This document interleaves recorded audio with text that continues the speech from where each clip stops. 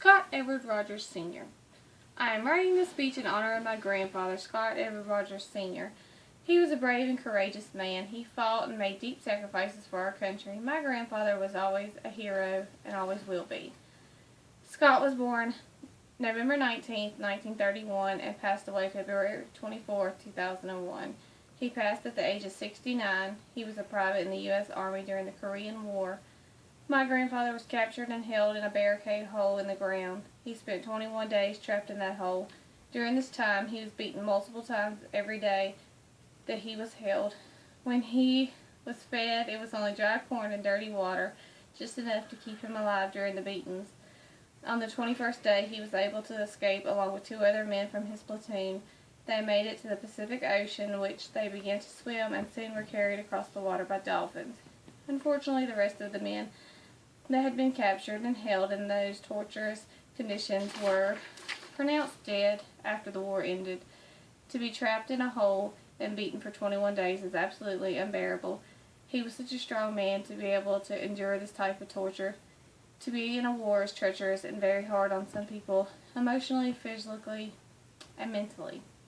He was able to endure all of this and still managed to escape from his captors. He was able to break free and swim to the Pacific Ocean and able to make it back home where he started his family with my grandmother.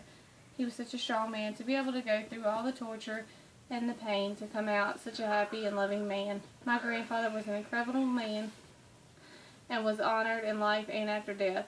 He was a true hero. He was very dedicated and a hard worker. He was able to provide for him and his 11 children and a loving wife.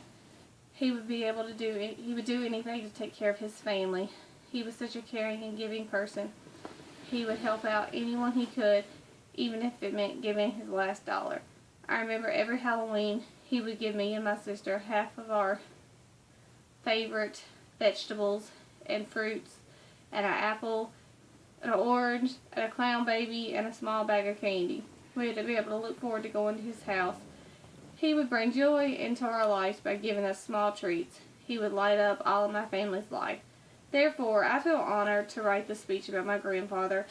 I feel blessed to have been part of his family. To have such a strong and amazing grandfather is an awesome feeling. He has defended this country in a way that some will never know. He was an amazing man and an amazing grandfather. The end. Thanks. Have a good day.